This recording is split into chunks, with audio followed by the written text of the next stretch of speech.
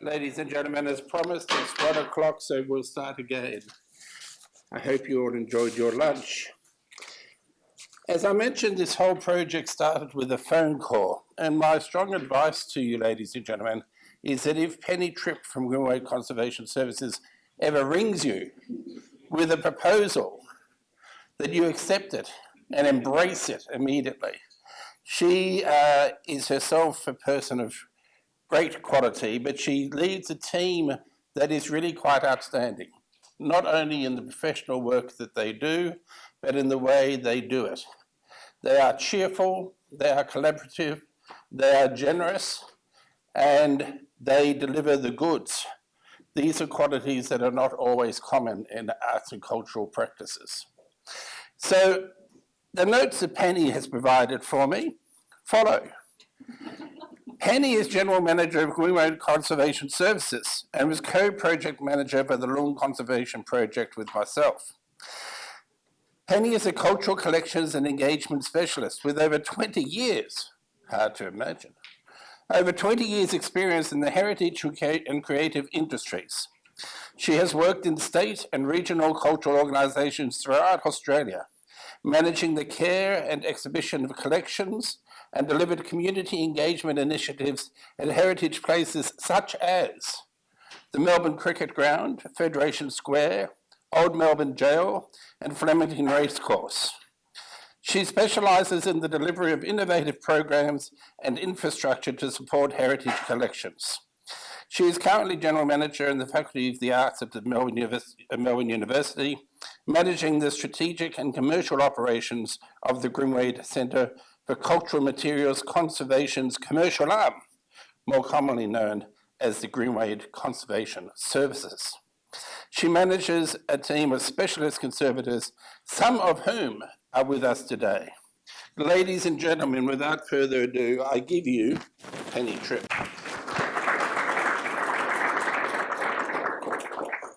Thank you, Hugo and team. My name's been mentioned a little bit before I've got up here today, but it's certainly been a team effort in the delivery of this fabulous project. And that's what this afternoon session is all about, to really go into detail, introduce to you part of the conservation team from Greenway Conservation Services, and really the detailed work that was done over a 12-month period of treatment work to conserve Loong. For us, the treatment of Loong was what we call a complex treatment, which means for us, he was extremely large. He needed to be treated standing in awkward positions for long periods of time. And Loong is constructed of so many different materials that we needed specialist advice from across our various labs at the University of Melbourne. It really was a truly wonderful project for us. And at the university, we have had some great outcomes in teaching and learning and research that have come out of the work that we've done. We've involved students on the project and taught a new generation how to conserve cultural material, and we've introduced them to Loong. We have worked with the BCA and local volunteers, and we have learnt so much about what Loong means to the community, and we've contributed to that in small part by this project. It's been really wonderful for us.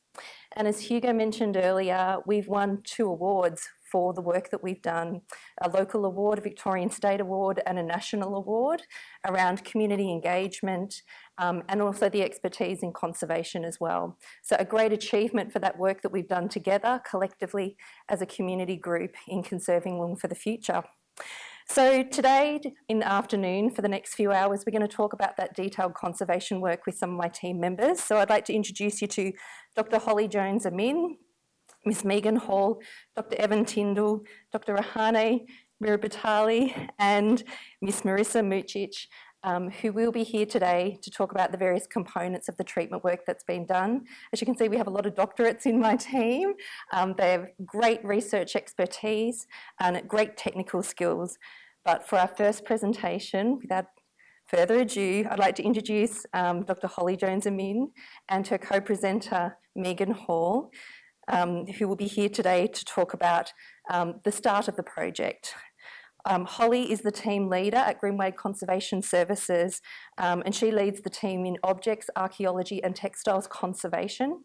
There's a team of 6 that she manages in our lab at Melbourne University, and she also manages research and teaching into the Masters of Conservation course that we have at the university, and archaeology. And for this project, she was the conservation team leader and coordinated all the conservators for all the various parts of the work that needed to be conducted. She holds degrees in archaeology and conservation and a PhD, and she's worked as a conservator for over 25 years in cultural materials conservation, and has worked on archaeological sites and in museums in Australia and Syria, Singapore, Papua New Guinea, Italy, Turkey, Georgia, just about everywhere you can imagine. She has specialist skills in treating archaeological, Indigenous and world cultural objects. Her research interests include the degradation and stabilisation of porous archaeological ceramics, which is where her PhD lies. And she's also internationally recognised as an expert in the conservation of low-fired pottery, and it's a real honour that we've got expertise like that within our team. Her fellow speaker is Ms Megan Hall, who herself is a conservator who works at the Golden Dragon Museum as the collection manager.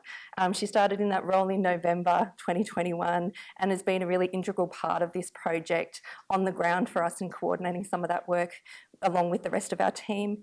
She's been employed as part of the collections redevelopment project at the museum and has made lots of improvements to the collections over the very short time that she's been at the museum. It's been wonderful to see the change that's happened since Megan's been in the role. Previously, she's worked as a conservator at the Museum of Applied Arts and Sciences in Sydney, and she's also done some work overseas in Taiwan and at the Museum of Chinese Australian History. So we have some great expertise in these 2 first speakers. So please welcome Holly and Megan for their presentation today on the history of community-led preservation and how it has informed the Loong Conservation Project. Welcome.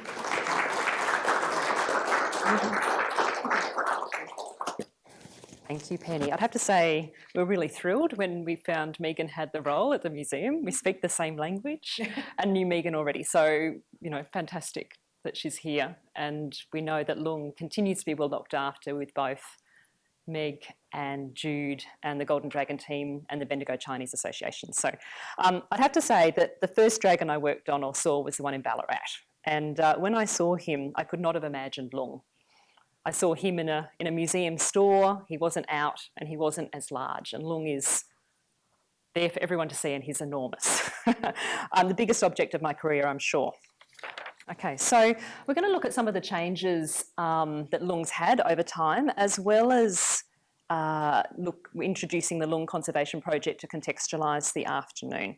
And Loong's still here because of all the things we've talked about this morning, but a lot of care and respect and storage and coming out and being performed, and that thing where you see something with new eyes year after year after year, and the continuity of use. So I'm coming to it from a conservation perspective, which is going to be different, but as conservators, we don't restore, we conserve. We look at what's present and remaining on something, and we look at what's part of the story, what's important to keep, what's there that could be added that might be causing damage, but we're not restoring, we're not taking anything back to what it looked like originally. We're trying to maintain all of the story that something continues and can continue to tell. So we did a big research from the beginning, and this was actually done by one of our students who was our intern, Isabel Walker, and we asked her to look at the history of repair, restoration, conservation of Loong. And she looked at a whole lot of photos. She did some interviews when she came and worked with us on Loong and put together a report that told the story and history of Loong. And here we can see some changes, or not changes necessarily that we can see, but we can see he has a lot of mountains on his back, all highlighted in green. And at this stage, we know that there were at least 29 mountains, and now there's 19 mountains. So at some point, 10 mountains or something along those lines came off. And it was, Isabel reflected that maybe it had something to do with the fire that broke out in 1911 when Loong was stored in the clubhouses and surrounding buildings at the Ironbark camp.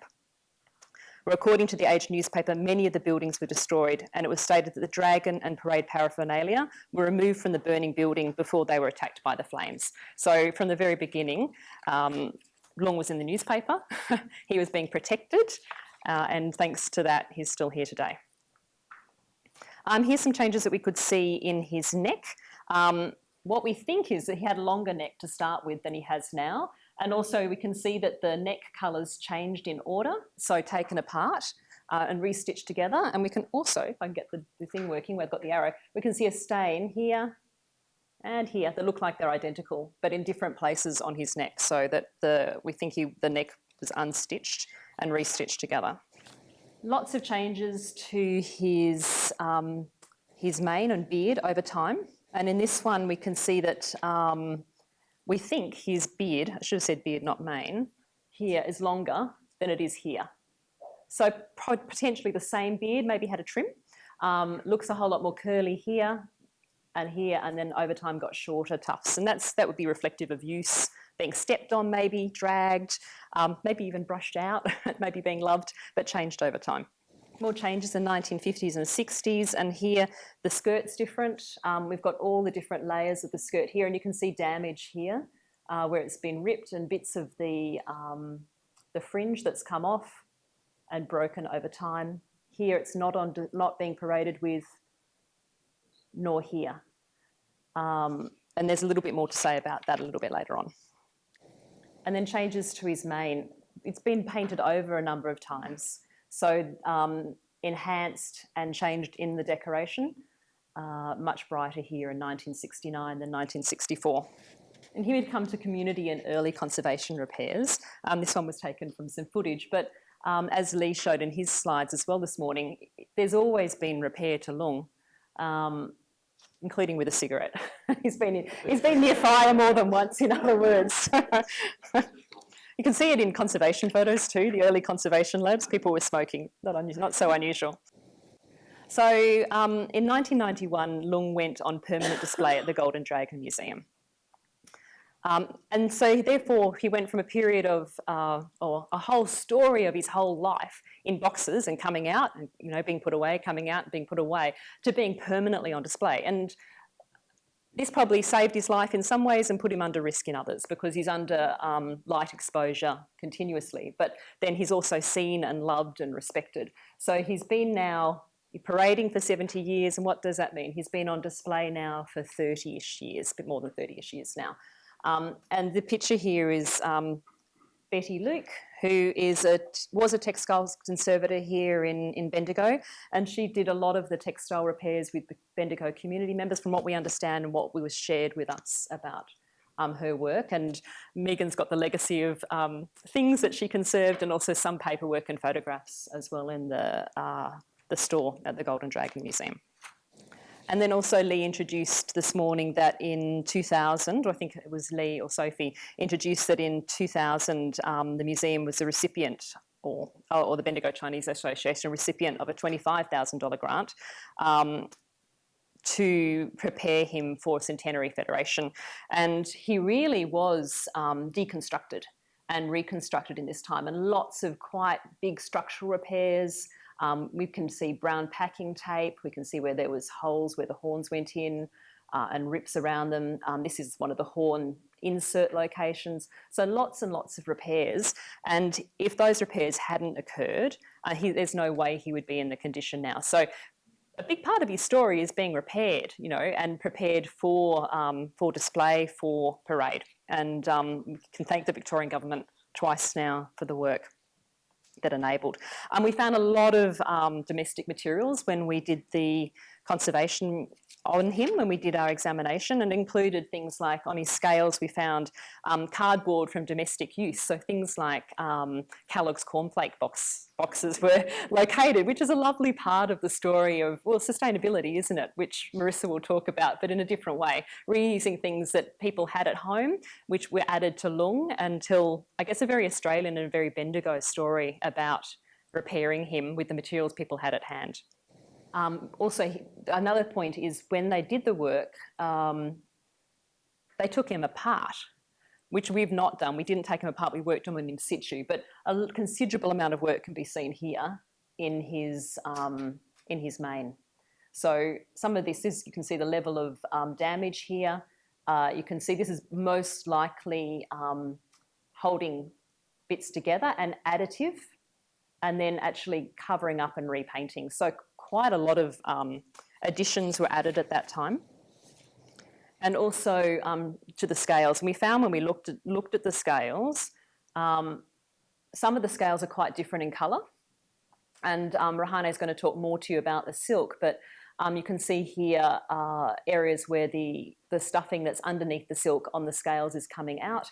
And we found some that had been painted over a little bit, others that have had these new pink threads added in and new white threads. And so there's been an additive process to hold him together. And you can see here where the little binding bits are coming off on the side. And here's that skirt that came off that we found in storage once we started. Lee helped us find it one day, I think with Anita's help, of what might be in the storeroom. And so this is the part of the skirt that came off partly presumably in 2000, but also maybe much earlier than that.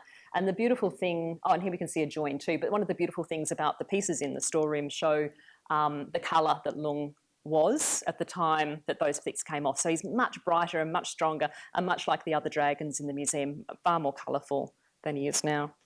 So I'm going to speak a little bit about the work that Jude has done with us. Hi, Jude. So Jude is in the audience.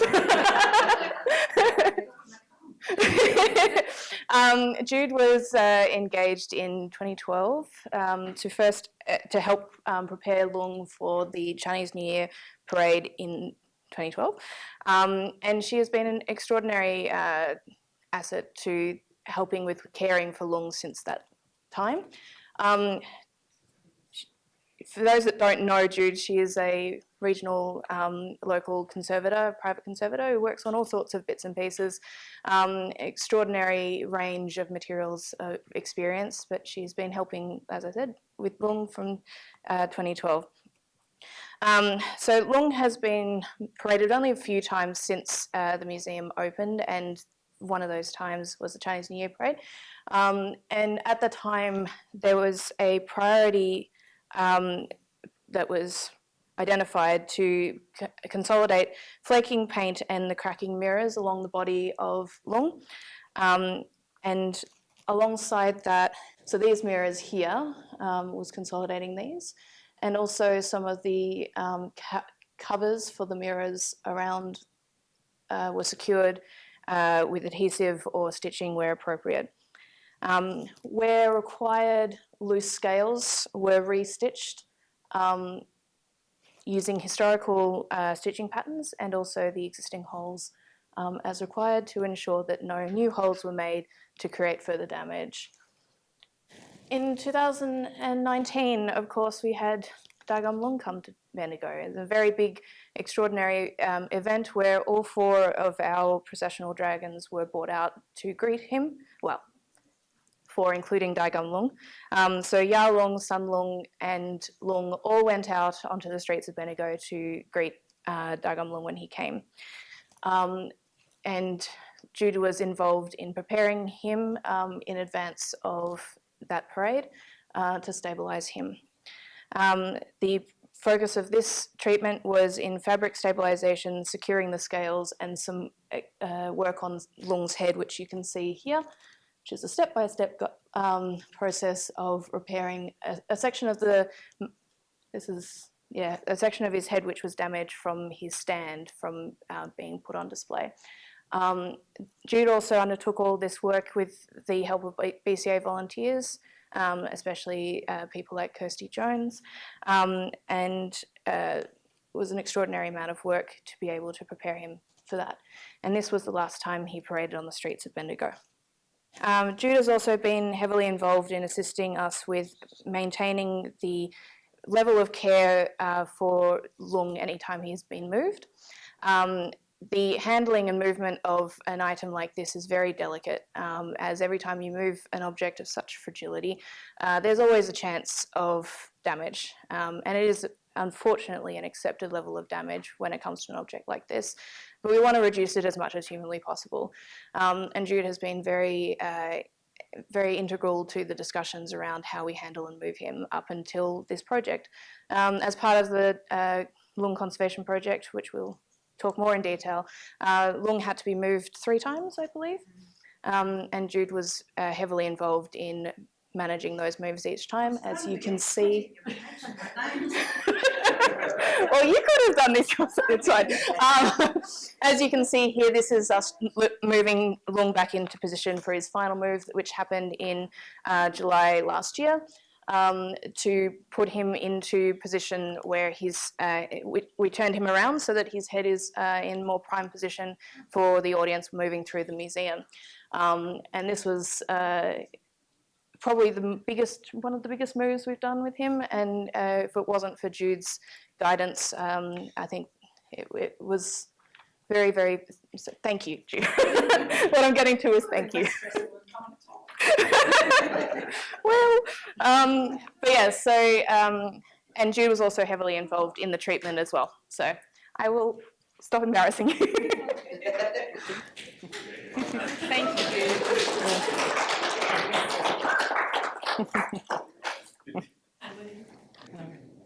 Okay, the Loong Conservation Project. So how did we start each time?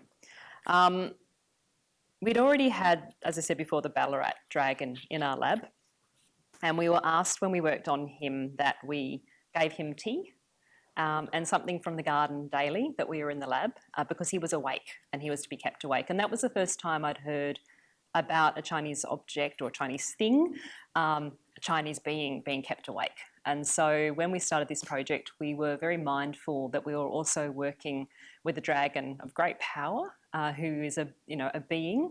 And so we made sure that he knew why we were there and who we were. So that meant each time we came, as the person leading the team, I would introduce a new member, say it wasn't Megan, but say it was, I'd say, this is Megan. Her role is, and she's going to do this work, and Loong, we're here for this sprint to do, and I'd say we're going to, clean your mirrors and make you bright and sparkling, and the next time we're going to look after your scales so that there's less damage. And so that was how we started each time.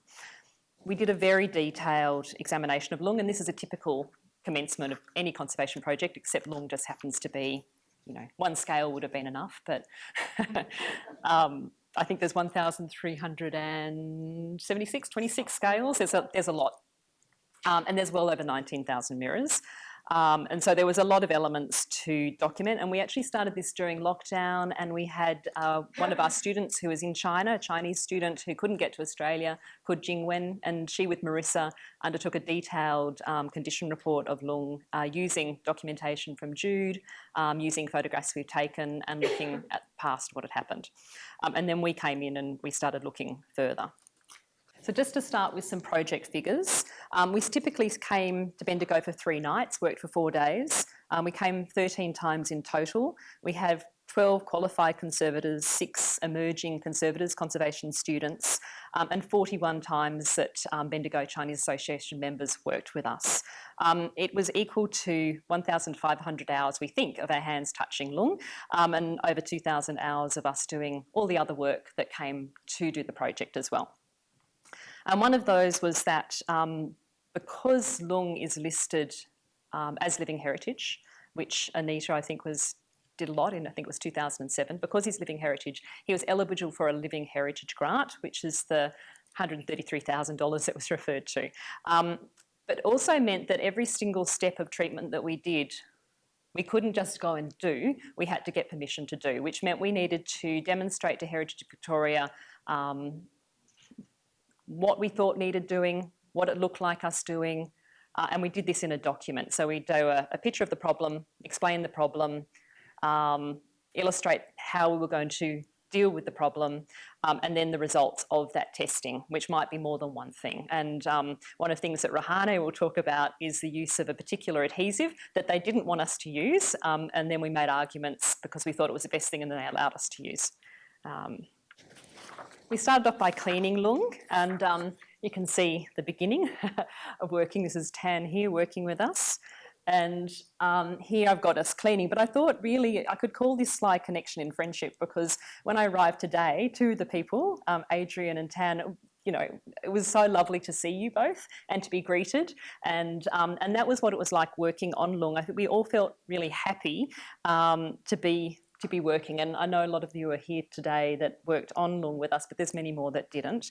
Yeah, and it really made the project very rich, because we felt the significance of what we were doing, and we felt the appreciation for doing it. And I guess we all feel somehow involved now in Loong and Bendigo, and it was, you know, extremely special for us to work on him. So we started with the scales. So we've got the number now, 1,376, which was the result of a Easter competition where there was a guest from somebody who got an award of visiting for a year, wasn't it? Visiting the museum for a year.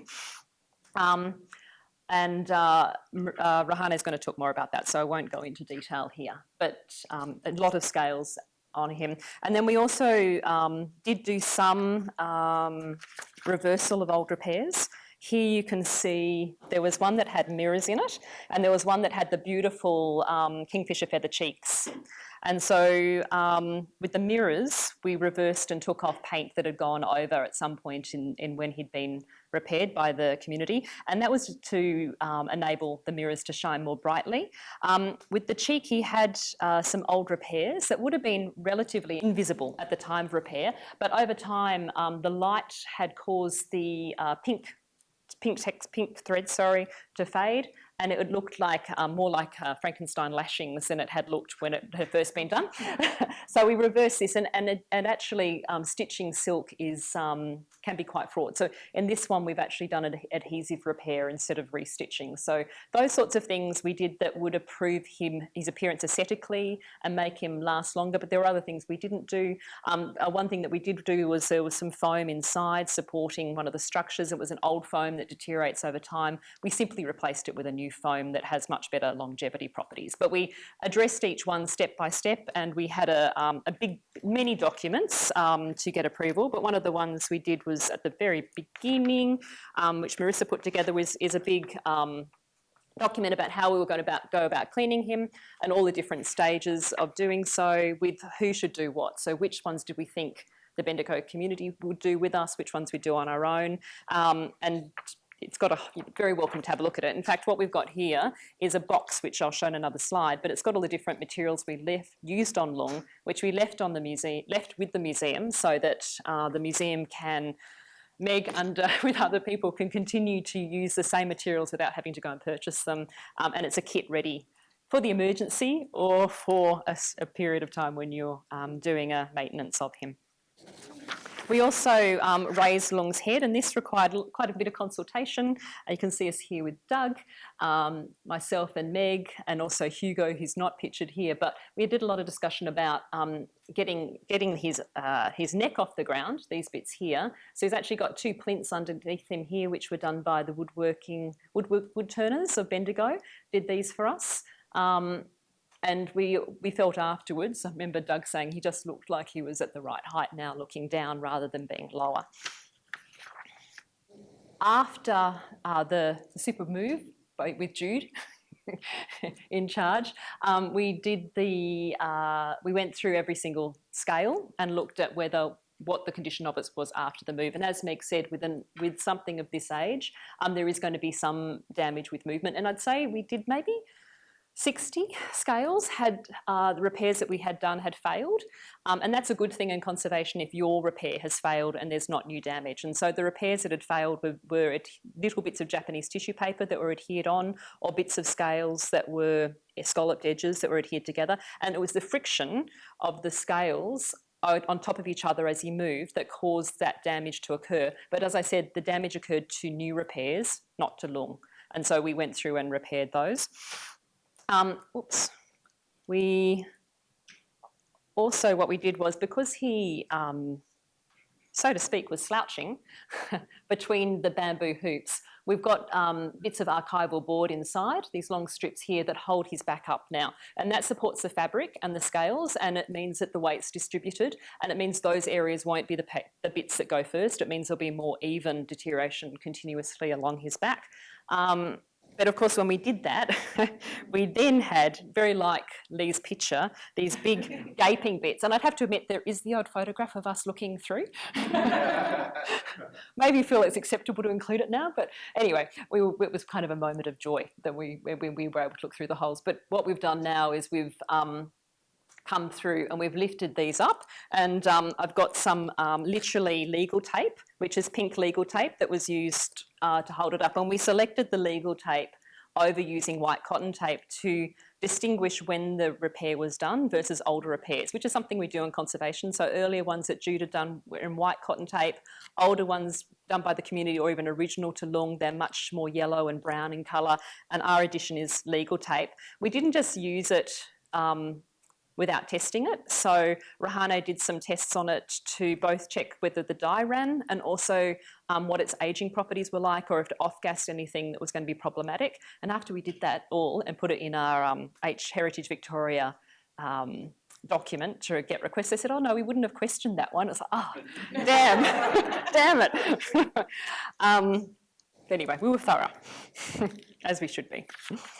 And then there's the repair to the bamboo supports, and with those ones we used a material that you'll hear mentioned again and again by conservators and today, which is called Japanese tissue paper, which is something that it's a paper that has extremely long fibres, and it's used by objects, paintings, textile paper. We all use Japanese tissue paper. It has, anyone can see, it's got these beautiful long fibres, and when you rip it, it continues to have these long fibres, so it holds things together really well, and we've used this all over Loong. So we've used it in his scales, we've used it on top of his scales, we've used it to adhere scales together, and then we've used it in the bamboo poles as well, which were painted with a conservation paint that we use a lot called golden acrylics, and we've got bits that were, we left behind that were mixed up as well.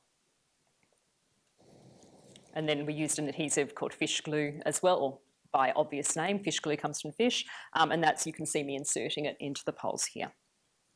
And the last bit we worked on Loong, we actually did take back to our labs, and that's the pearl and flame regalia, and this has been worked on by a team member that's not here today, Ellie.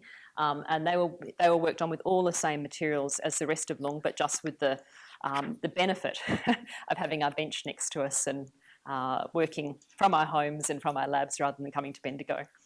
And lastly, almost lastly, before I hand back to Megan, there's a couple more slides, but here's a conservation kit that you can see here in front of us with all the materials we left behind, and public exposure. So a big difference, obviously, was that we were doing the conservation of Loong, as I said in the beginning, the Ballarat dragon in the labs, Loong here in Bendigo, which meant that we're on display. And we don't always like being interrupted when we're working because, you can get deep focus on what you're doing or you're working against the clock. But here it was really beneficial because like engaging with the Bendigo Chinese Association and learning from them, we also learnt from people who went past and told us stories of the last time they saw him perform, stories of picking up pieces of Loong and secreting them and keeping them, stories of families and grandfathers, and so just a wonderful experience for us to do that, but also the opportunity to share with members of the public conservation and what we do. So as has been mentioned, Loong has been in the news quite a bit. He's had a lot of wide media exposure, starting with Hugo and the announcement at the very beginning and doing radio things then. Since then, during the project, Penny engaged for us to have videos made, so YouTube videos. The one here at the top on last count is over 2,000 views, which more than likely led to the BBC World appearance where we talked about the Loong Conservation Project, but also that followed an article that Lee and I wrote for the Melbourne University online media called Pursuit.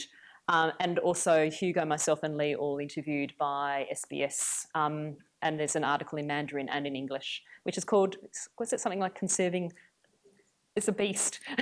the translation in English is the beast.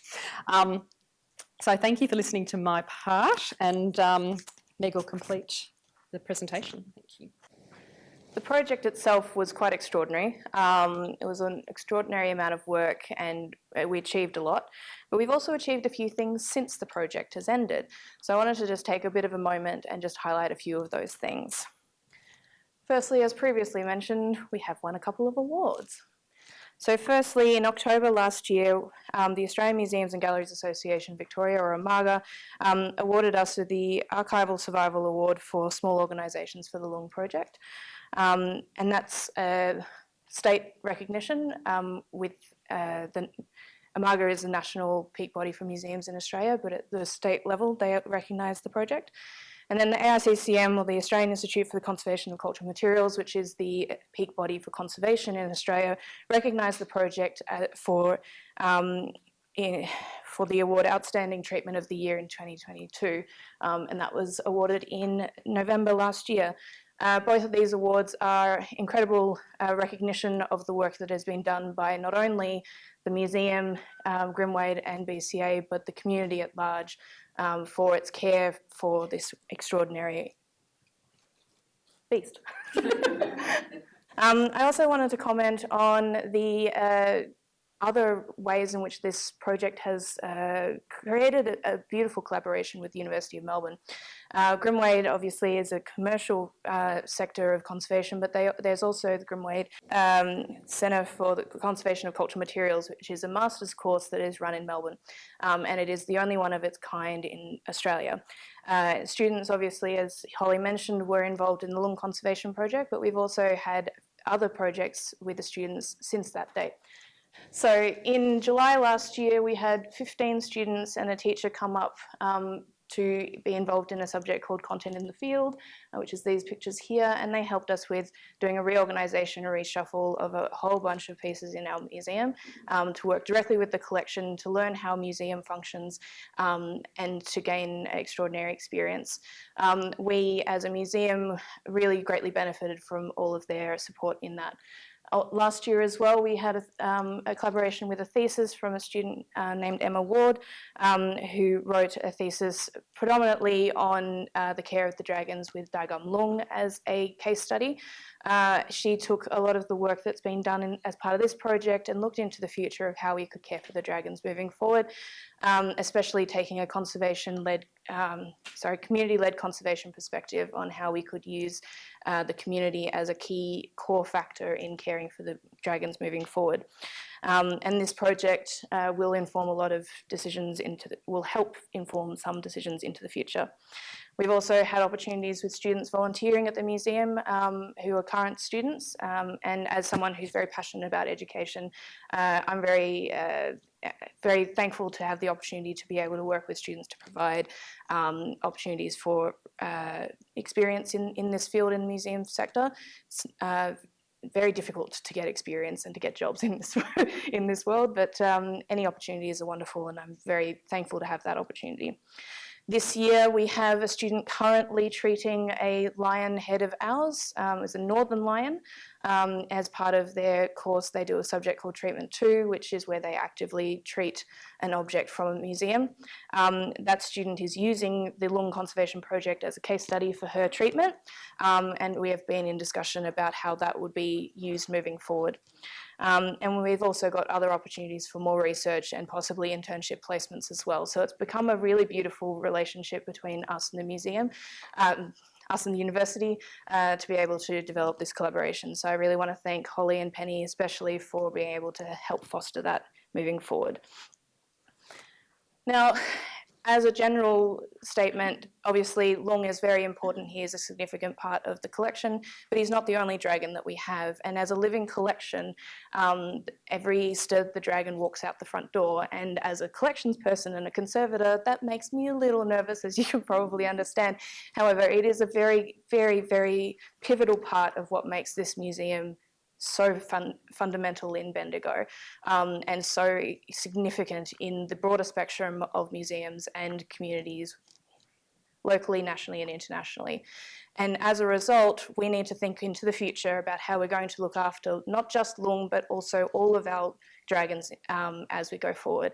The lessons we've learned as part of this project will be informing the decisions that were made into the future.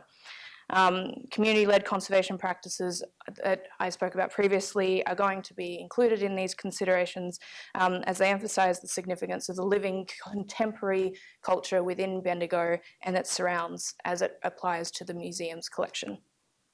Especially when we talk about tangible and intangible heritage combined, which is what these dragons kind of represent. As living items as well, they are always going to be at risk because of the movement, as we mentioned before. So we would like to make a few acknowledgements of people who've been involved in this project. Would you like to start with? Well, Heritage Victoria, for the Yep. Living Heritage Grant, of course.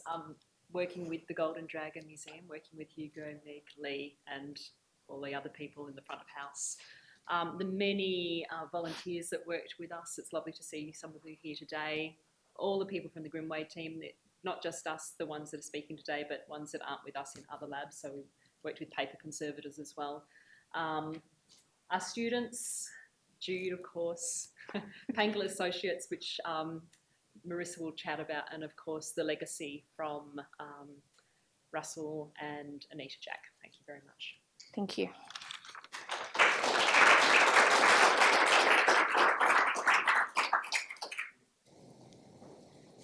Fantastic. What a great introduction to the project. So much was done. So thank you, Holly and Megan. There'll be time for questions at the end. As both those presenters spoke, you can see that there were a number of outcomes that came from this project. So not only did Loong get conserved, an enormous amount of hours were contributed to that, but as a university we were able to use the project to pass on skills to our master's students. And we also have some research learnings that came out of that. And this is a segue into our next presentation by our next presenter, Marissa Mucic, who will be talking to us about an unexpected outcome that came out of this project, which was a greater understanding in working sustainably on conservation. Now, for the first time, we have measured the carbon footprint of a conservation program, and this is an Australian first. We worked with an independent company called Pangolin Associates that are carbon assessors, and Marissa is here to talk about that project and the learnings that we had of how to make conservation more sustainable in this wonderful project. Marissa is an objects conservator. She's on our team at Grimway Conservation Services and has a master's in conservation. She's worked in the industry for over 10 years, and on this project she's worked on a number of elements, particularly the documentation, but also on all elements of the conservation. She's a specialist in three-dimensional objects and large-scale sculptures and also decorative items, and this project has been a particular joy for all of us, but I know with Marissa as well. Please welcome her to the lectern for her presentation on Loong Conservation Project, Sustainability and Sustainable Practice.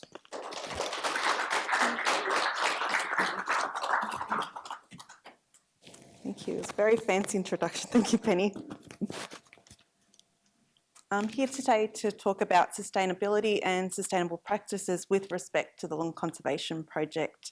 It was an honour to work on this project, not only because it afforded us the rare opportunity to care for such a significant cultural object that means so much to the community here, but also to work with lovely people such as Adrian, one of my favourites to work on in the project.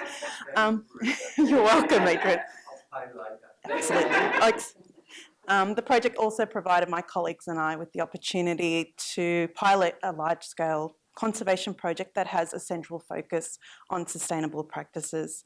Now, sustainability includes the increasing weather extremes and effects of human impacts on the environment, and these have become key issues in our contemporary society. As noted by the Australian Institute for the Conservation of Cultural Materials, the professional organisation for conservators here in Australia, the role of the conservator in supporting sustainable collections is contributing knowledge and skills generated through research and practice to help inform strategies for both present and future access to collections. My introduction to sustainability and sustainable practices in a more professional capacity really began at Grimway Conservation Services. Working from home during the global pandemic, which wasn't great, but it did afford us an opportunity to broaden our professional interests and increased our engagement with our colleagues whilst working remotely from home. It was during this time that the sustainability team really came and took off. This group provided a gateway to learn more about this increasingly important area in conservation. In line with the University of Melbourne Sustainability Charter, Greenwade Conservation Services endeavours to strengthen its commitments to a sustainable future. Water, energy and waste have been identified as Greenwade's key sustainable areas of priority. This sustainability plan, which details the actions that are to be taken to instil sustainability principles in operations to achieve our sustainability goals. We have actively participated in the University of Melbourne's sustainability strategy through participation in the Green Impact program and our ongoing efforts to reduce our carbon footprint in the workplace. As a team, we create change through the things we do every day. In 2021, Greenwade Conservation Services won the Australasian Green Impact Cup for sustainable practice. And in 2022, we attained the highest level of certification from My Green Lab. Now, My Green Lab is recognised by the United Nations Race to Zero campaign and is considered the gold standard of laboratory sustainability best practices in the world. The program provides actionable ways to make meaningful changes. Our achievements in the labs have strengthened our resolve to make better and more sustainable changes, not only to our workplace, but also to the projects that we work on. And considering the care and the long life that Loong has had, this was an ideal project to pilot. During the first part of 2022, our conservation project team completed the first stage of this project to examine the carbon footprint of the Loong Conservation Project and make reasonable changes to the methodology and materials to reduce our emissions where possible. Alongside professional climate consultants, Bendigo and Associates, the team documented and recorded all sectors of the project at a granular level. Essentially, we assessed the carbon footprint of our project, from the number of Zoom meetings we had, travel and equipment used, to facility energy use, waste and consumables. Recommendations for reducing these emissions were presented to us, with several initiatives implemented. A life cycle assessment of key conservation materials was undertaken to determine which materials had the smallest carbon footprint to reduce our emissions. This project allowed us to engage with professionals in the climate consultant field, which hadn't been done before, and become more creative in employing sustainable and more environmentally responsible solutions. This presentation will give you a broad overview of how we approached and undertook the project with that focus on sustainability and how we hope to apply our findings for future projects. To accurately gauge our footprint for this project, greenhouse gas emissions associated with our activities were documented and calculated. The resulting data was broken down and compared against industry benchmarking. Australians' emissions are normally calculated using national inventory data and other sources such as rice cultivation data and crop production. Auditing the project in this way provided us with a clearer understanding of what our projected footprint would be and what the largest and smallest contributors would be as well. Now, what is a carbon footprint? In basic terms, it is the total greenhouse gas emissions that's caused by an individual, an organisation, a service or a product, and that is expressed as carbon dioxide equivalent. Many of our daily activities can cause greenhouse gas emissions. For example, we produce those emissions when burning fuel when we drive. For the project, we assessed 3 scopes of emissions. Scope 1 emissions are those over which a company has direct control via ownership of activities, and that could include electricity use. Scope 2 is purchased heat and other sources of electricity and water. Scope 3 are indirect emissions from activities or services purchased from other third-party companies and include indirect emissions associated with both Scope 1 and 2 sources. These scopes included the buildings we used and worked in, the amount of electricity and water we used, the conservation materials we used, and our movements throughout the project. With regards to buildings, buildings' carbon footprint is the total amount of greenhouse gases produced throughout the life cycle of that building. For this project, we looked at 2 buildings, the Golden Dragon Museum, where most of the works were undertaken, and also our building when we undertook those works on Loong's Pearl and Flame. With regards to electricity, water and waste, electric power, water and waste generates one of the largest shares of greenhouse gas emissions, and the byproduct of all human consumption is waste. In terms of transportation and fuel, the transportation sector generates a large share of those emissions. Greenhouse gas emissions from transportation primarily comes from burning fossil fuels for our cars, trucks, ships, and etc. In terms of accommodation, amongst other emissions, hotels and other forms of accommodation use electricity, which power lighting, a huge range of appliances, and air conditioning and heating. We looked at procurement. Supply chain impacts account for a large percentage of greenhouse gas emissions and impact land, air, water, and biodiversity resources. And conservation materials. We hadn't done this before, but we looked in more detail on the materials we used and how they can impact the environment.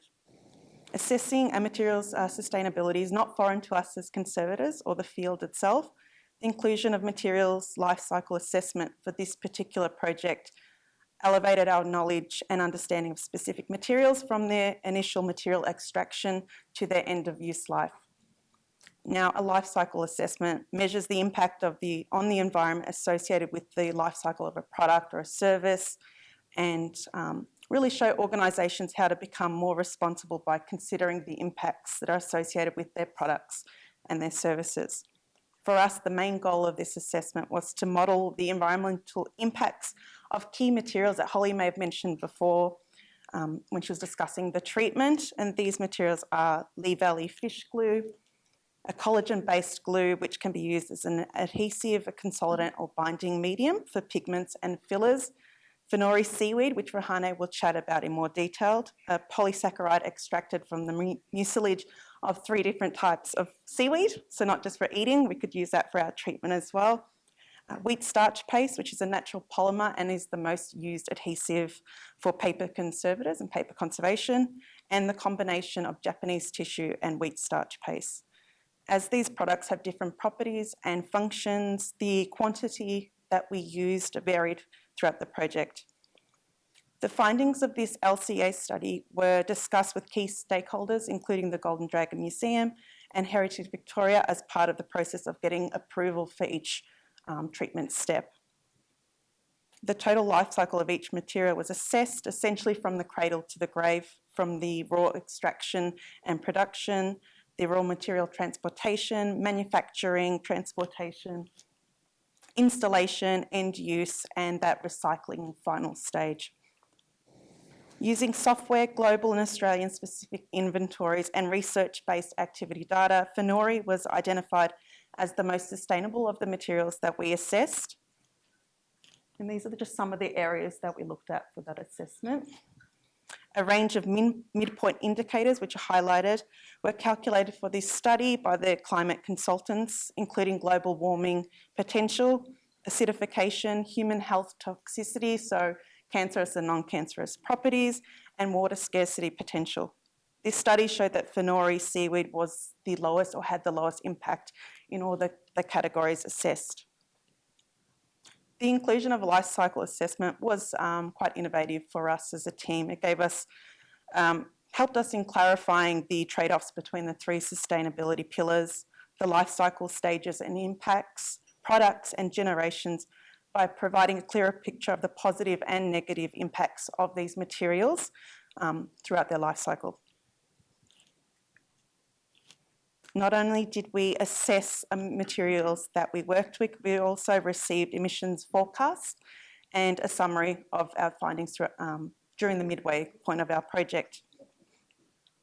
And the results presented to us around that midway point of the project indicated the emissions associated with the buildings, specifically company facilities like purchased electricity, accounted for approximately 35% of our total emissions.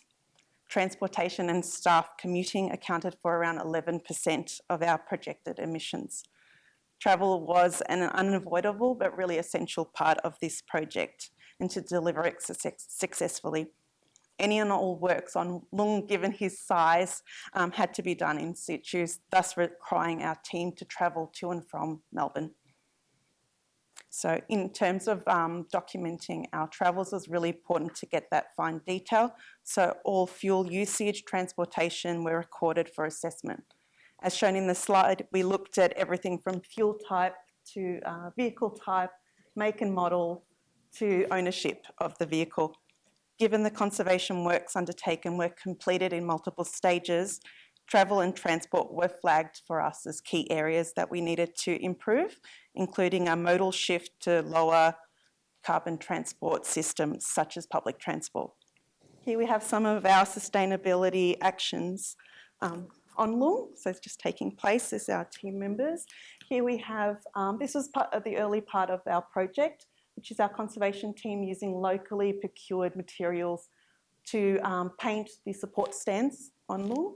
Here we have our team leader, Holly, and our colleague, Tina Kaliak-Manis, who's not here today, but they're both using rechargeable, reusable headlamps during the treatment process, and those headlamps were rechargeable and could be used for further projects as well.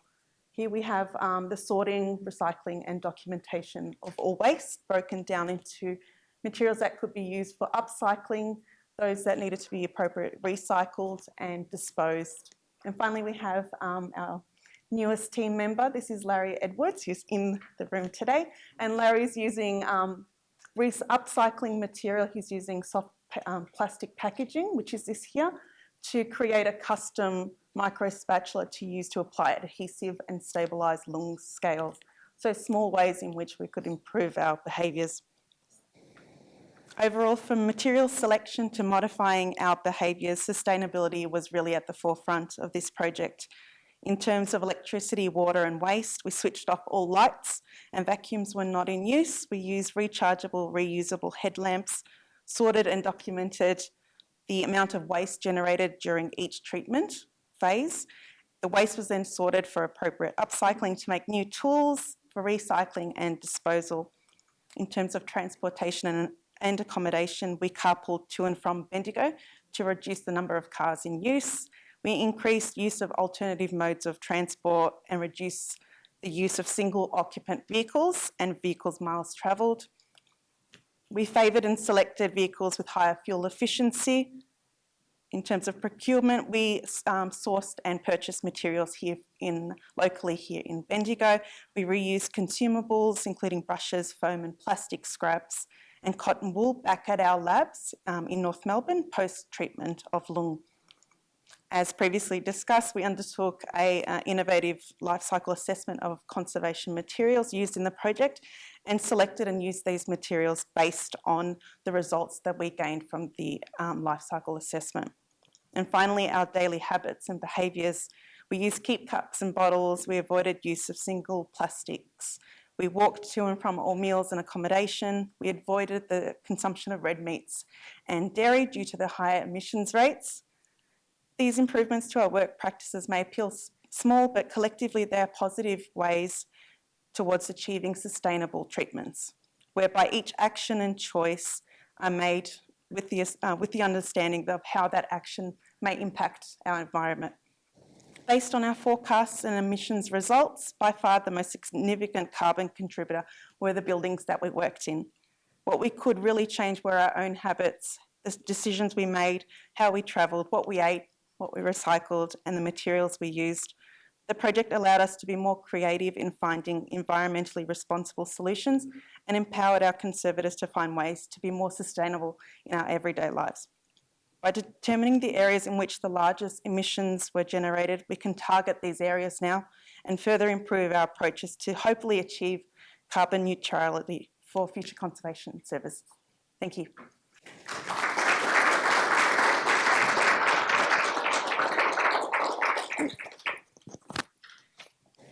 Thank you, Marissa. The sustainability project was a bit of nothing that we scoped out at the start of the job. We didn't think that we would do this, but it was a very inspirational project that really did teach us a lot and has really changed our mindset on future jobs in the future of how we will think and forecast our actions and what contributions that they can make to lowering those carbon emissions. I think for the whole of the Loong project, it was about 19 tonnes of greenhouse gas were emitted just through general activities. It sounds quite a lot, but we were able to reduce that as much. Initially we'd forecast much more, but through all that carpooling and all the activities, we were able to reduce that as much as we could. One of the great outcomes is making us think about the materials that we use a little bit more, and if we can make choices in conservation to actually work with different materials that have less of a carbon emission output. And so this is part of the discussion for our next speaker, Dr. Rahane Mirabatalabi. Rahane is both an objects and a textiles conservator. At the Greenway Conservation Services, she's our principal textiles conservator. She has a PhD in preservation studies from the University of Delaware in the USA and has a master's in cultural material conservation from here at Melbourne University. She's had broad experience related to conservation and preservation of cultural heritage and has worked in several national and international institutions in the US, Afghanistan, Singapore and throughout Australia. Her research focus for her PhD has been on Middle Eastern textiles traditions, women weavers and the politics of carpet making in Iranian society. But today Rahane is here to talk to you about the wonderful work that she did with the rest of the team on Loong. So please welcome Rahane. She talks about the conservation of Loong's hand-dyed silk.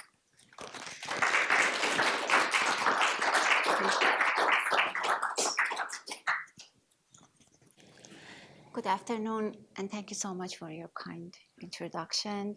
I will be talking about very briefly about the conservation treatment we undertook on the fabric elements of the Loong, including the silk skirt and the dragon scales. Loong skirt is made of layers of hand-dyed Chinese silk fabric adorned with decorative ribbons and mirrors. It has sustained damage caused by movement during its parade and also traveling around for decades, and also through aging of materials, especially the silk. Skirt has been subjected to several campaigns of repair, as Holly mentioned before, some by professional conservators and some by volunteers from the communities. These repairs, regardless of their qualities, majority of them were kept intact as part of the history of ongoing care that the community provided for Loong over decades. The conservation team spent over hundreds of hours stabilizing tears and losses using hand-stitch techniques. We used fine cotton and silk threads, sympathetically matching to the color of the fabric being couched. We use especially a kind of silk, which is called hair silk, made of very fine filament of natural silk. Depending on the size of holes and tears, we often use the backing fabric using very fine nylon bridal netting or silk crippling.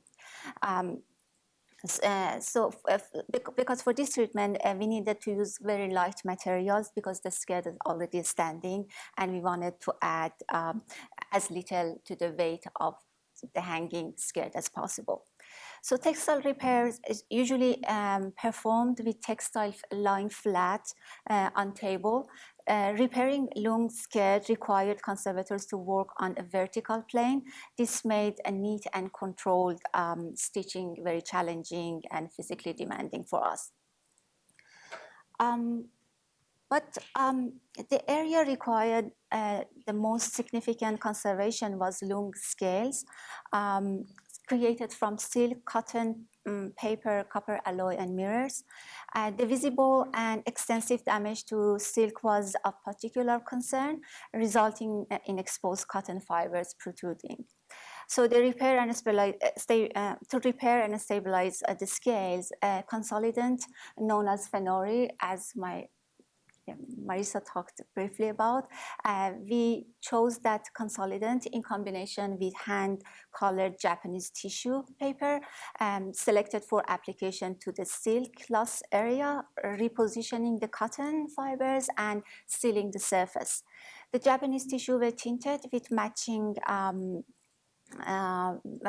to match the area requiring stabilization using conservation grade acrylic paint. Just a brief note on the rationales behind choosing phenori as a consolidant for this project, apart from the sustainability.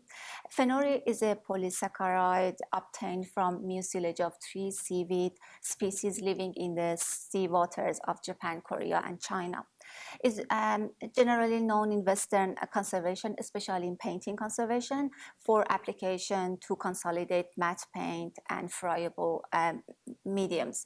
There are fewer studies in Western literature focusing on using phenori as an adhesive or consolidant on textile. But despite this, using phenori is increasingly used as an alternative adhesive or consolidation for the treatment of cellulose fibers, by most of the times cotton or linen, and in some circumstances for cleaning, stain removal, and the reduction of distortions. In the East, however, phenori has a long history of use. It has been used in Japan since 17th century in combination with silk and cellulose fibers for the facing of scroll paintings. East Asian scroll paintings support are usually always they are on silk or paper. These areas surrounding the painted support are usually silk brocades, which have been backed, and parts of the scroll are pieced together and backed again with paper. So the silk and paper were adhered using phenori in conjunction with a stronger adhesive like a fish glue. Phenori in Japan also traditionally used for starching and as a size in textile manufacturing, particularly for kimonos and silks. And in contemporary China, also phenori is applied to silk to smooth the numerous tiny fibers in the weaving process. As I mentioned, Western studies on the use of phenori in conservation maybe is scant, but for a material that has been in use over centuries, relevant literature may exist in East Asian languages and institutions where silk and phenori industries are based. There are many advantages associated with using phenori. First of all, it's the adhesive weakness. When working, we need something, an adhesive which is not very strong when working with fragile, deteriorated materials, such as the silk of Loong scale. According to conservation principles, a product should be slightly weaker than the object to which it is applied. This is because a strong adhesive applied to fragile materials like silk can easily create stress and damage to the adjacent areas. The strong adhesives, usually they're animal glues or starch-based, traditionally used for backing silk supports and mounting, but those would be very strong for the purpose of the treatment. We also had concerns that localized use of consolidation might result in halo rings or staining caused by mobilization of soluble degradation products and dirt, and as well as the movement of water-based consolidant into the surrounding dry silk on the dry silk and ground. However, one of the attributes of phenori is that it doesn't cause staining and darkening or tight lines, or to the very minimal extent because of its molecular structure. Phenori also did not modify refractive index of the consolidated surface area, and also it remains water soluble, that comply with another conservation principle. Lastly, it shrinks less than other consolidant options such as starch base for this treatment. So overall, it proved to be a very highly efficient consolidant for our purpose. So all these methods and materials that described here have been successful improving Loong's condition. and hopefully contributing to his long and happy life. Thank you.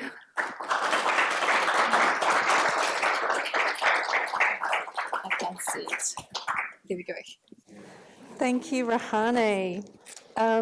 When I look at those slides and I see the 1,376 scales that you had to treat, and how many of them were like the top one with cotton protruding, it is quite a task and very intricate to go around and treat all of those scales, to push the cotton back in, to put Japanese tissue paper coloured over the top, and to put that finori on there to sort of seal that surface to make it look like the ones below is quite remarkable, that change.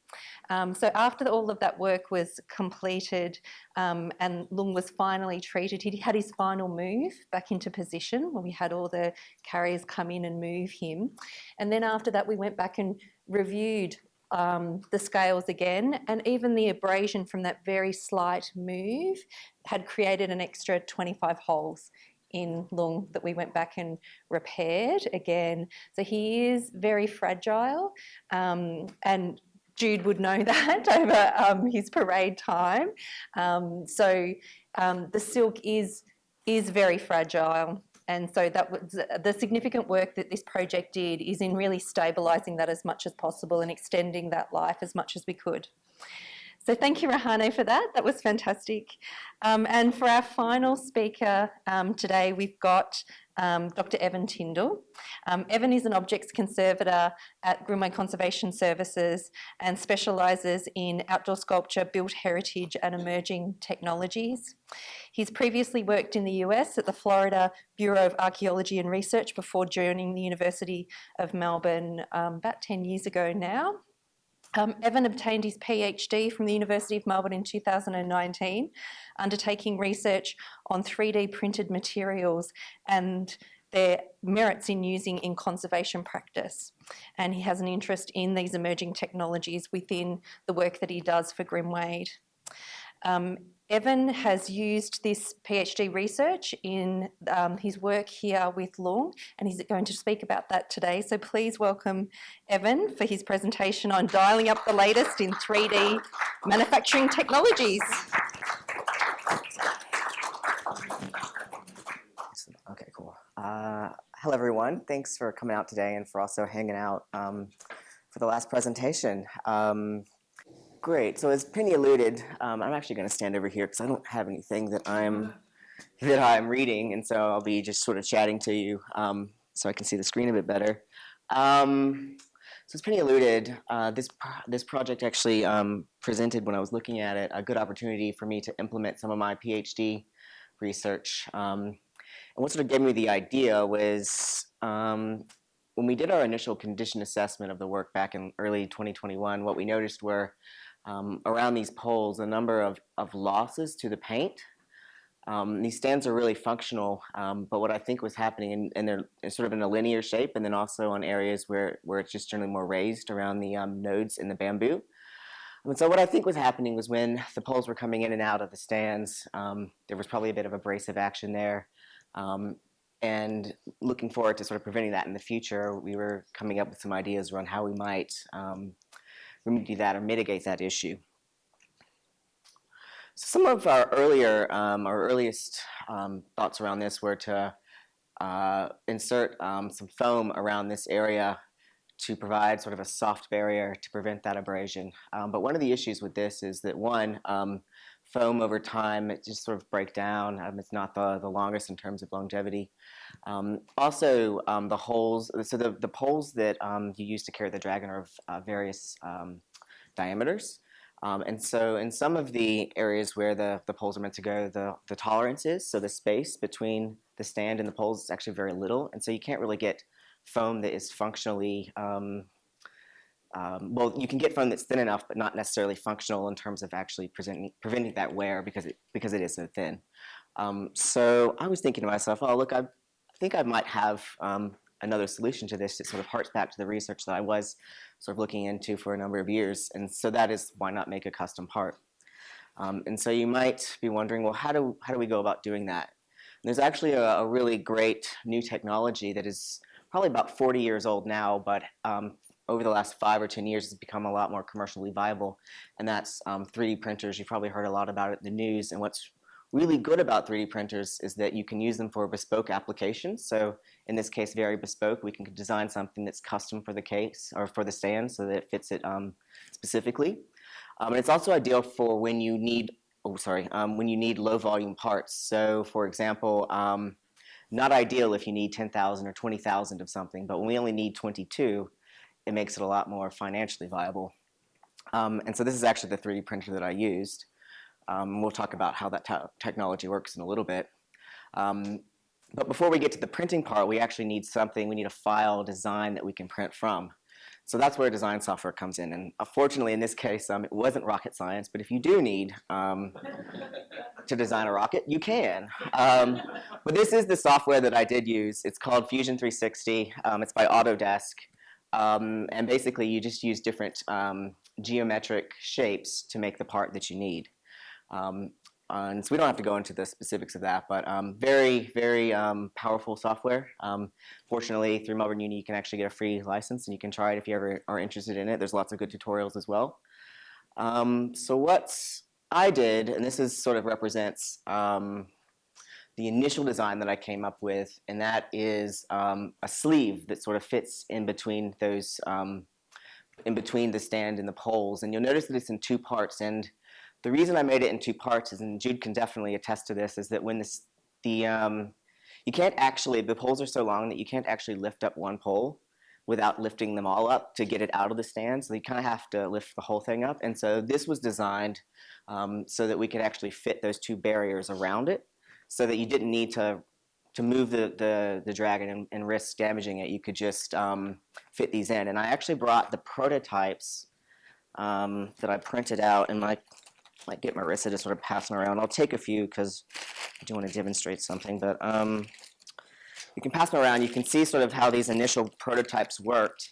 And so what I initially did was I printed them in a material called polylactic acid, which is a thermoplastic, but it's also made out of lactic acid, so it's biodegradable under certain conditions. You'll also notice that, this is what I moved that for, it's very hard. So these were just actually prototypes. So this wasn't the material that we were ultimately going to use, but it just gave us an idea about design, proof of concept. It was relatively low cost in terms of manufacturing these, and in terms of waste and sustainability, they're biodegradable, again, if they're industrially degraded. So they presented a good opportunity for that. Oh, and if anyone, these are actually extras, so if you want a souvenir or something, take them off my hands. You're certainly welcome to it. So that's the prototype. And so I printed those off. We came back. We just fit them in to see kind of how they'd work. And then I was sort of looking into what sort of materials we might use that are a little bit softer. And there's this material from this company, or there's a few, but so these are thermoplastics, which means that, and this is actually what that material looks like, and I'll show you the technology in a minute, but the technology, it's kind of unwound itself. Thermoplastics come in different types of material types. So the idea is that you can melt it and then it re-solidifies. It's got a bit of a tangle here. But it's pretty stretchy, this. And so I found this material. It's a elastomer, a thermoplastic elastomer, where you can actually print out. Marissa, would you mind just trying to, and we'll pass this around. I didn't detangle it, but what's nice about that is that it is very flexible. So I thought I would demonstrate this and then pass some of these sleeves around. And you'll notice that these are actually halves. These are prototypes too, because what I noticed with the flexibility is that if it is flexible, we can actually bend it, which means that we don't have to take the poles out. We can just bend it open, fit it around the pole. And I don't have a whole one here, but this represents that final design. But you can bend it around and then slot it in, and then it fits around the inside. And you can pass these around too. You can fit around, and if you want one of those, you can have those as well. So what we did was we actually just, I put this line in here, and then we would just use a bit of a scalpel to sort of cut that open, and so then it would bend open, and then we could fit it around, and then it would slide into the stand and sort of help provide a bit of a barrier there. So a little bit, just so that we sort of cover it, around the technology, what I used was something called fused deposition modeling. It uses thermoplastics. Those spools are actually kind of in the back of the machine, and they're fed, the material's fed through the hot end that melts it and then solubilizes, or then deposits it layer by layer on the surface. And this is an XYZ axis that allows this to deposit in the layers that you need.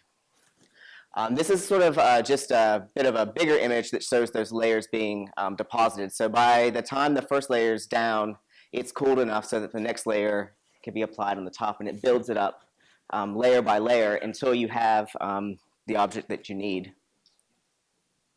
But it's not as simple as going from the design in Fusion 360 straight to the printer. You actually need to tell the printer what to do. So it needs code that's kind of like a roadmap that says, okay, now do this, now do that, now go there. And so there's a number of different software systems out there, but one I use a lot is Ultimaker Cura. And what it does is, this is when you go in and you tell the printer, okay, this is this type of material, we want it to be this hot, we want it to run this fast. And then it also will build the layers. So it'll tell, again, it just, it outputs something called G-code, which is basically just instructions that tell the printer what to do. And from there, then you're ready to go. And this is supposed to be a video, and I don't know if videos work on. But anyways, you can see one of the ones that we ended up using sort of during manufacture. And it's basically just going to go around, slide along these axes here, and then after that initial layer gets printed, the platform drops a couple mils, and then the next layer is printed on top of that until you get the final object. Oh wait, here we go. So just about 10 seconds that's showing that that printing process there. And then we have our initial design, and then it in 3D. And then finally, this is how they look in the stand. So you might not have noticed it previously, but that's what actually these look like, and they kind of extend through the depth of the wood. And again, it just opened up, and then we could just sort of slide it in, and then it would just kind of flex back because of the give in the material. And that's the end of my presentation.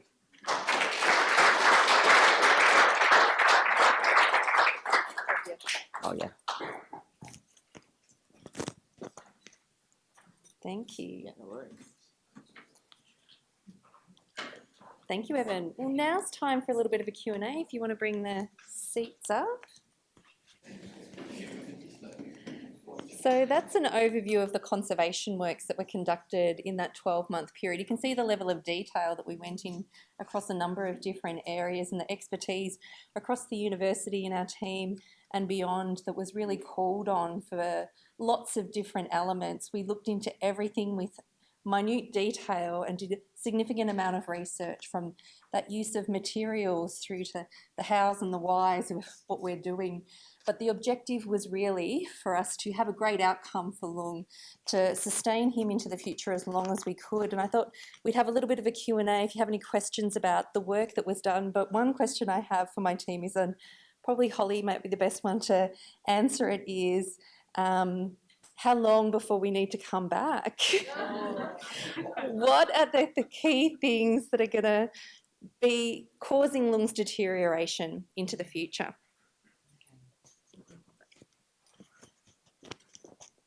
We always end projects not knowing if we'll come back, but we would love to. How long do we need to come back? How long till something needs to be done, which wouldn't necessarily to be done by us? The light is going to be causing the damage, but that's being changed as part of the project. The weight of the scales on his back, but he's got a good strong bamboo structure. I think that essentially when you lift the skirt in areas, it naturally wants to rip. It does rip.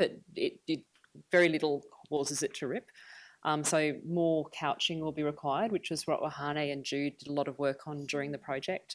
And next time he's moved, even if he's not moved, the silk on the scales, particularly the pink silk, which is one we concentrated on, will need work. But otherwise, he's pretty good. Well, I think we had, I think 50, 100, yeah.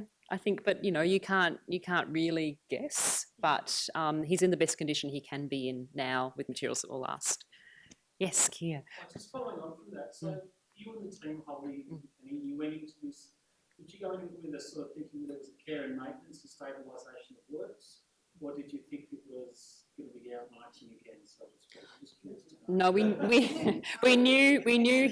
knew he wouldn't be marching, but we also knew that he would be moved, and we weren't expecting the move that occurred at the end of the project to occur at all when we did it. So even the method in how we treated him and which side we treated first was to do with the direction he was facing, which was the exit, not the entrance. So we weren't expecting that, and that was something I think Hugo came up with, and he said, you know, do you think it's okay? And we talked about it with of course, it's much better if Loong's facing the other dragons, and so it was, you know, natural, and we thought, well, it will definitely have a little bit of damage, which we talked about. So yeah, but yeah, it was always it was never for parading, but it was always knowing that he would be moved, and we'll continue. There'll be something, won't there? I mean, there's been, you know, there'll be a redevelopments and all sorts of things, all sorts of unpredictable things in his future. Yeah, you want to say anything about that?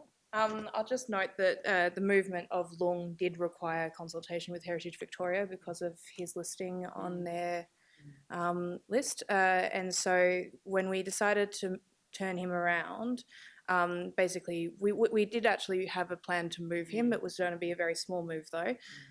So we decided that it might be a good idea to take the opportunity for his last move, which is going to be his last move for a long time, to do the work then while we had the opportunity to do it, and we all worked together to make sure that was done with the least amount of damage as possible. And I'm really happy that we did that, because it really makes such an impact in the museum for you to be able to see him in the way that you do, because it always confused people as well. With the way people walk through the museum, to be presented with his tail first. I've taken a few people through and they're always confused. Oh, where's the dragon? So just from a museum perspective and the wayfaring of people through the building, it made a lot more sense, especially given his significance for our collection. Yeah. Sophie? You've done the most amazing and very detailed work on Loong. I wonder whether there's work that you didn't do. You can talk about what you might have wanted to do. I don't know if there's other things I wanted to do. He presented very differently to the Ballarat dragon. The Ballarat dragon had his feathers painted over, the kingfisher feathers, which were just extraordinary. The mirrors that Jude had stabilised for the 2019 and before, they were all holding full and fast, which is something I meant to say before, and we didn't have to do anything to the mirrors. And the work Jude was able to do over time had made a big difference to him lasting. I know, I mean, I feel like he tracks his story, doesn't he? Like all the different elements. And I really felt we did as much as we could possibly do in the time available. Yeah. We should also mention that the skirt and other parts of him were not scoped as part of the project originally, but after finding them, a few elements of him were taken back to the labs in Melbourne and rehoused properly, so that they're safer for longer term storage. I think Lee, please correct me if I'm wrong on this one, but my understanding is the skirt was taken off with the intent to put it back on, but it never did. And at this point, it's staying in storage. Who knows? That may change over time, but it most likely will stay. But there are a lot of pieces of Loong that are actually in storage still that are really an interesting thing to look at too, because you can see the colour difference, especially his scales. We've got a lot of his scales that are loose in boxes in storage, and the difference between them and the ones on him are really interesting. So I think there's a lot of research opportunity with him if we wanted to, especially on light fading and things like that. But I don't think that was was in scope of project and probably is not going to happen anytime soon per se, but there are opportunities there if we wanted And to. I'd say too, the keeping those bits in storage, some of them anyway, and not putting them back on is to the benefit of Loong as well and to the other dragons, because they will last longer. Those things that aren't on display will last longer than those things on display. One thing I'll say, one thing I will say about the dragons is that by putting them on permanent display like we have, they are at risk. But it's a catch-22 almost, because if you put them in storage and then bring them out and put them back and bring them out, that action is causing a risk. Leaving them out on display is causing a risk because of light, but it's also causing a risk because of gravity, people, interaction, pollution. There's always going to be a risk. And with an object like this and its complexity, it's almost unavoidable. We're never going to be able to keep it in perfect condition. And that is true for all of the dragons because of their complexity, if we're talking about them as material objects. But of course, as living items, that is a component that we have to consider. If we wanted to, we could pack these away completely, entirely, lock them in boxes and never see them again. They'd survive a lot longer. But then you'd lose a lot of their significance and their importance within the community. And without that, then the material means nothing. So I think that risk management of how we care for the dragons are really important to consider how we look after them into the future, considering all of those aspects. Yeah. Adrian? I wonder if I may be able to say a few words, if I could have your permission. I'll tell you when you're finished. Right. but through our management with Doug and Hugo, Loong is a wonderful project, and there's, I guess, also an emotional side. We would have achieved none of this without people. And I think that sometimes we forget to thank one another for the skills that we have and that we apply, which is absolutely wonderful. Penny, to your group, to you, to Holly, to my favourite person, She's a favourite of many. Rahani, to Evan for your expertise, but also your humour. As a volunteer and as a descendant, which is even, I think, more important than one of the early Chinese, it's absolutely wonderful the way that you treated us all, mentored us all to help you do this work, and then to see the final product. And what I'd like to say, earlier on we talked about how we feel about these things. Why do we do this? Well, I've just written down three things I think anyway, and it does have a lot to do with being a descendant, but it's a privilege, but it's about our essence. It's about our soul. It's about our respect for our ancestors. And in our Chinese ancestry, yes, we don't worship a god, we worship our ancestors, or we respect our ancestors. And I think that's the essence of why we are involved in doing things like this. And the deep spiritual respect that we hold in our day-to-day work within the museum, when we're doing perhaps tours or whatever, it comes from here, and it comes from our soul, why we do it.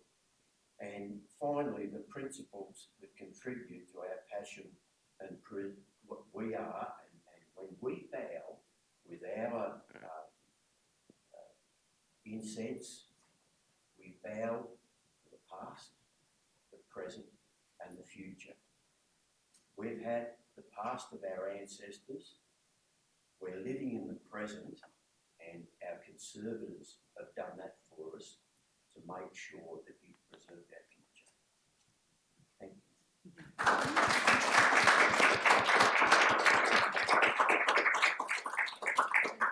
The Loong project has really been a joy for us and our team. We talk about it all the time. It's a highlight project for the last couple of years across the team. It's brought such energy, not just for us, but our student groups as well.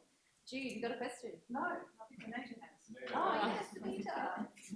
I have got a question. So in regards to Loong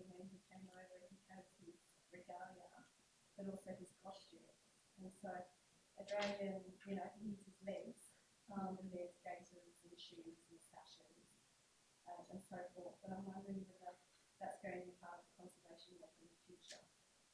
Megan. Because it's multiple. A lot of that is most likely going to be preventative techniques of storage for that, and identifying if there's going to be active treatment required. We haven't gone quite to that level yet, but certainly that's part of the consideration in general. But a big rehousing work will be done to be able to preserve those as much as possible. I know when I had inherited visitors, the idea was always to add to the listing, because the tangible culture that is with them is so vast and varied in regards to what those objects are. Yeah, for sure. Yeah. We'll see, possibly. There's always the possibility of things, but at the moment that hasn't been an active conversation, but could be, yeah. I think a big part of it is making sure everything is safe first, yeah.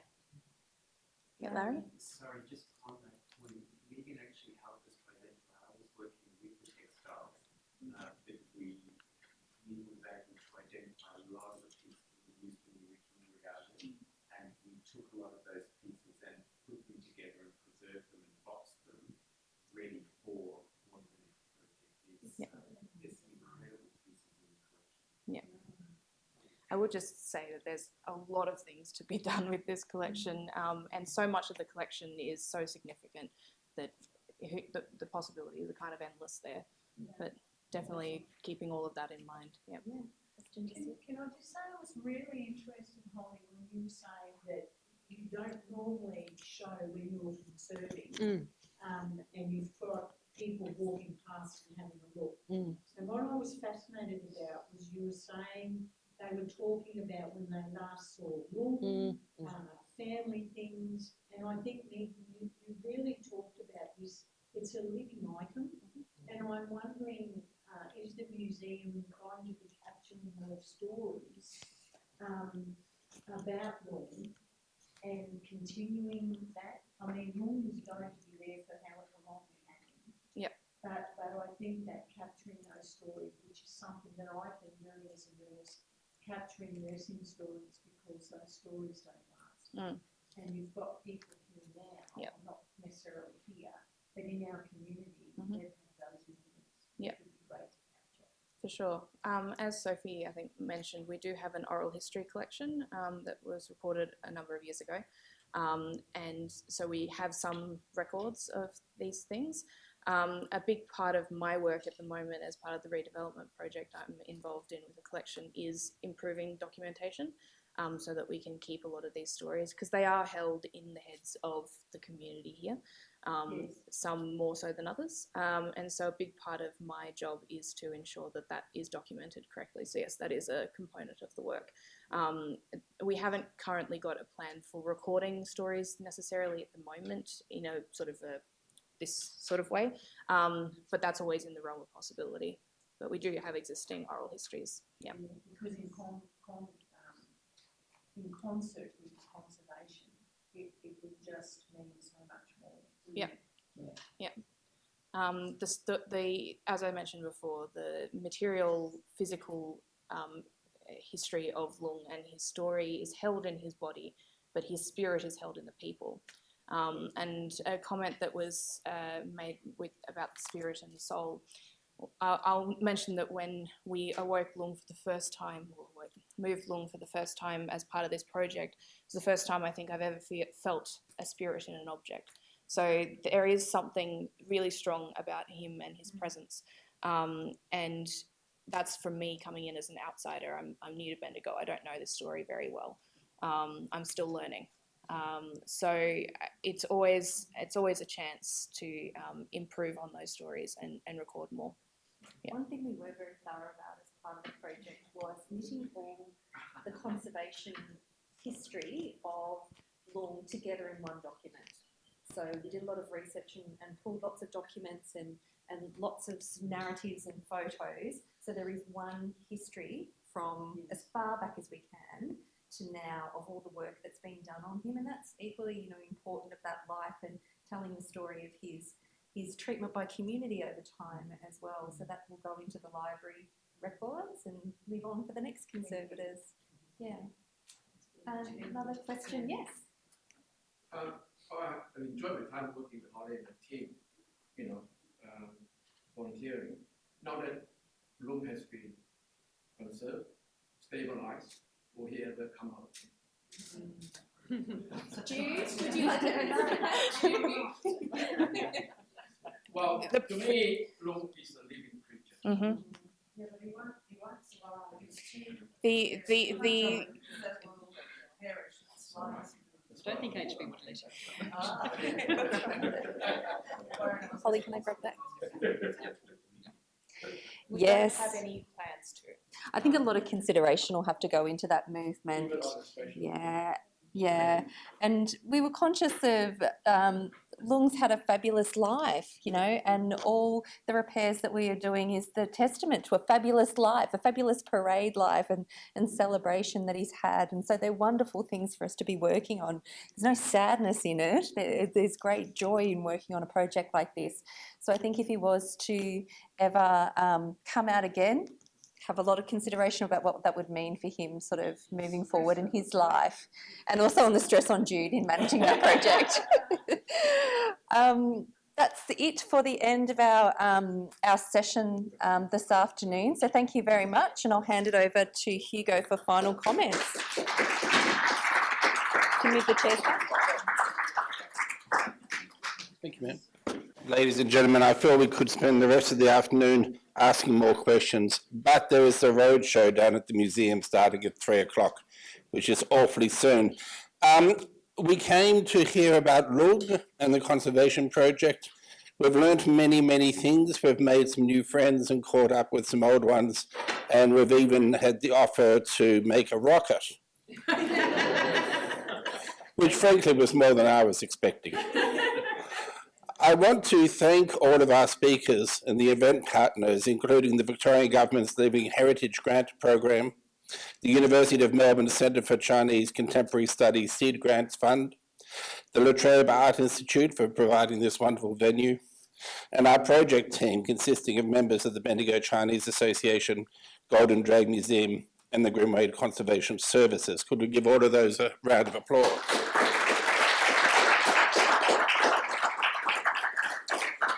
Ladies and gentlemen, thank you all for attending. There is no show without punch, and you certainly delivered some, and we appreciate that.